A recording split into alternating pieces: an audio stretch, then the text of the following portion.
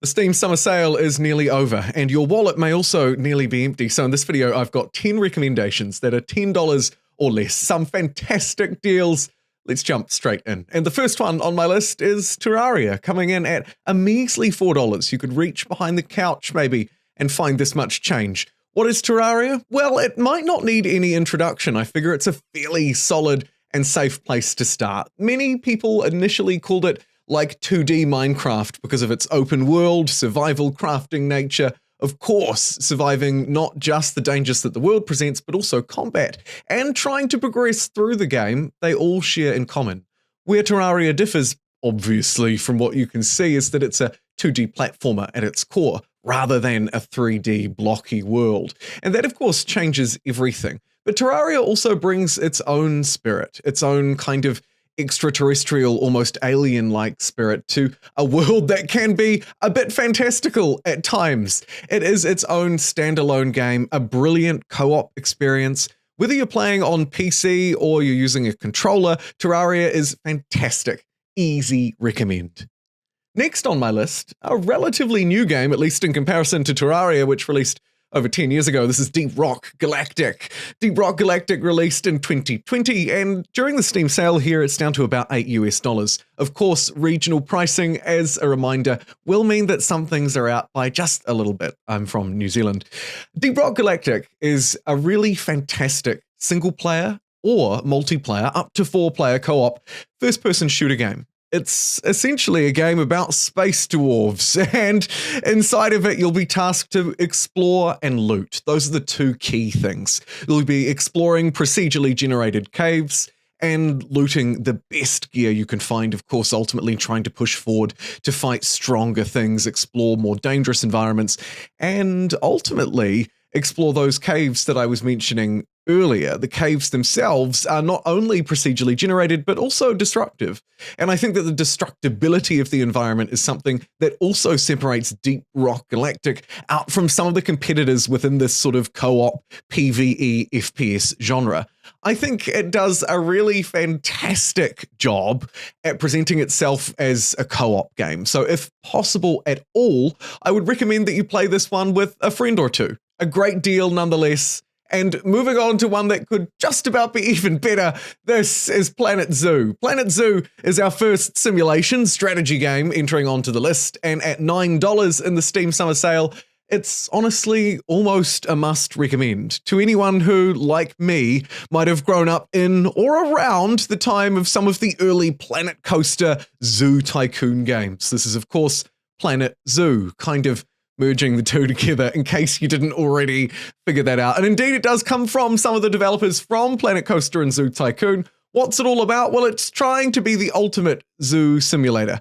You build the habitats yourself in kind of a city building, constructive, very fun build mode kind of way. And then you move through into managing the actual zoo, including the people, of course, the paying customers that you're trying to get through the door. Also security, policing, waste management, janitorial services, you name it. And the theming around not just each specific animal and the biomes or the environments that they come from, but also how you can build the actual attractions at the park, design the park. Again, that city building element all comes together, wrapped around a fairly high level, but detailed enough economic simulation at its core, because of course you are, after all, running a zoo here. So you're also trying to run a business. It's a really great simulation strategy game. It brings everything together. At the Steam summer sale here, it's 75% off. In New Zealand dollars, that's 14, which in US dollars, again, has it at around $8 or $9. I think this is a no-brainer. Do bear in mind, though, if you get hooked, you might want to spend some more money on DLC, and there's a lot of it. Moving through to the next item on our list where there's a lot of games. This is the Valve Complete Pack. My recommendation for a game that's actually like 10 games in one. Of course, the gameplay that you're seeing on your screen at the moment is Portal 2. We'll move through to another one of my favorites, but just to take you through what this offers, this is Valve's Complete Games, their action, adventure, strategy games, you name it, they've got it. It's 96% off, down to around $4 US. Inside of it, you'll get the original Counter-Strikes and Team Fortresses. Of course, you'll get the Half-Life franchise, Portal 1 and 2, and, of course, Left 4 Dead 1 and 2. And that's really just scratching the surface of what this offers, although for me, that's the key highlights. Within it, of course, you'll also kit out other experiences as well. It's important to note, if you're a fan of Gary's Mod or sandbox games that utilize components of the core Valve games for their maps and that kind of thing, then you'll really benefit from owning this collection. Even if you don't intend to play any of it, just having the assets can be very handy. Nonetheless, a fantastic pickup. And now I'd like to move through to some honorable mentions. Starting us off, we have not Terraria, no, it's Stardew Valley. Stardew Valley is 34% off, bringing it down to around $7 US. The next one I'd like to mention, Civilization 6 or Civ 5, the complete edition, that both come in at about $10 US if you like historical 4X strategy, or Skyrim, 10 years old, perhaps showing its age, is 75% off, bringing it down to around $10 US. Now, all of those games I've either talked about before or recommended in other videos, so I won't spend any more time on them here, but it's important to note that there are a whole load of other great games out there. If you want to check out some more of my recommendations, of course, those videos will be on my channel. Now, moving along. And we move right into something that's perhaps a little bit spooky. This is our horror entry, Dead by Daylight. It comes in at around $5 or $6 US. Dead by Daylight is a fairly classic experience at this point, having released in 2016. As I mentioned, it's a horror game, a survival horror, especially, of course, if you're one of 4 of the survivors. Inside of a game, there are 5 players. 4 of them are survivors. It's their job to try and perhaps fix certain things around the map, achieve their objective so that they can escape, hopefully altogether. And then, of course, there's one player left over. That player is the killer, and it's their role, as you can imagine by their namesake, to take down the survivors by any means necessary. The game continues to receive updates. I believe Nicolas Cage at the Summer Game Fest was the most recent DLC announcement, and there's plenty more fun where that came from. It continues to be a very popular game, and at such a low price point, honestly, you can jump in, play around in 20 minutes, see if you like it or not. It's a great game and an easy recommend at this price point. The next item on my list is Valheim at $10 US. Valheim is certainly not alone. It released in 2021 into a sea of open world survival crafting games, right? I mean, there's just so many, and they all share quite a few things in common, at least in my opinion.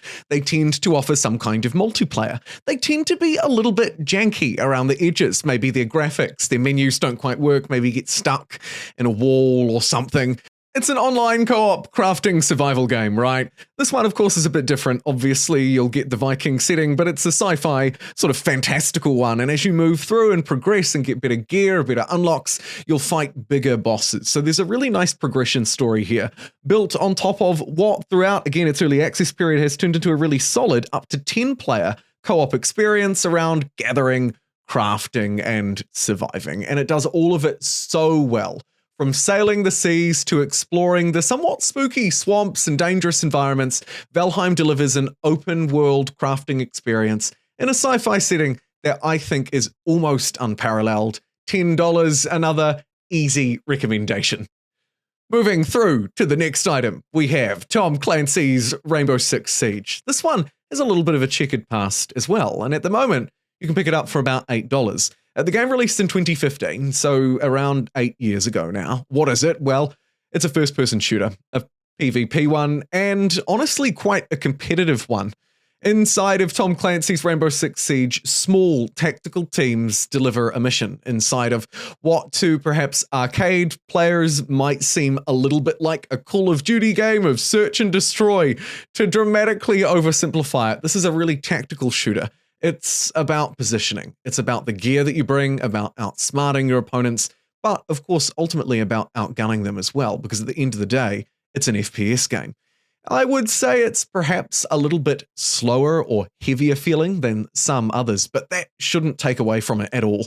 It continues to receive regular updates and seasonality around it. It all changed, I think, many years ago when it went from being quite an expensive entry into the game to a much cheaper, sort of more accessible starting point. In fact, my first exposure to it was for free, I think, when it was part of the PlayStation Plus games.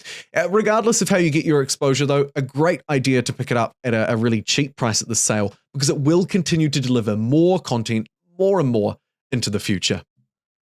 The next entry on my list is Subnautica, overwhelmingly positively reviewed over 200,000 times and available for about $10 US.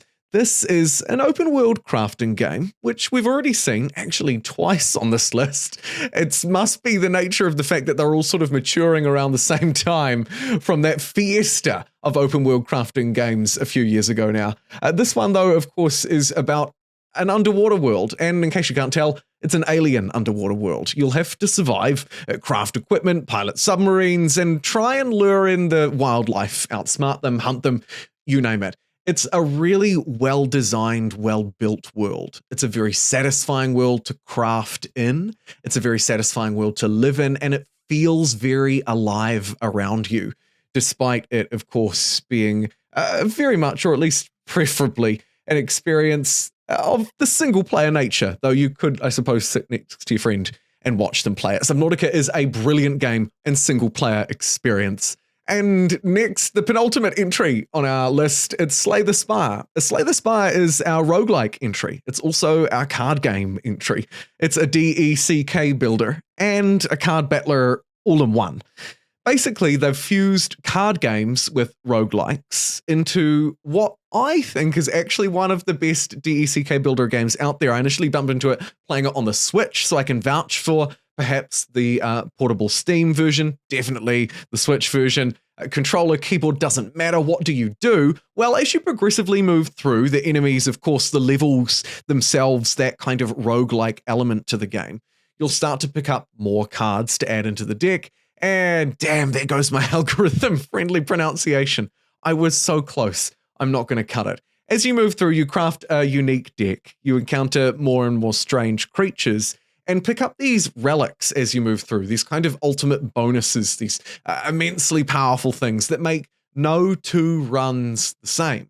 You progress your way up through branching paths along a map. You can choose to upgrade your cards as well to get certain benefits or abilities that are stronger, meaning that not only do the levels change every time, but how you want to craft your position and what cards you have changes every time too. And the final entry on my list is Borderlands 2, a classic game at $5 US. And actually, Borderlands 3 as well, by the way, also just fits into the criteria for this list too. I think it comes in at about $10 US. Again, a 75% off discount, but regardless of which one you want to pick up, I prefer 2 over 3. I think it has a more well-rounded exposure, but either way, they're both great games.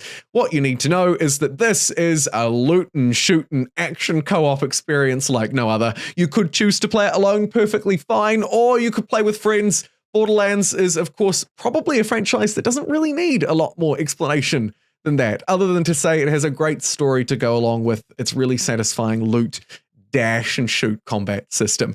And that concludes this video. Let me know which one of your favorite games I missed in the comments below, and I'll see you next time.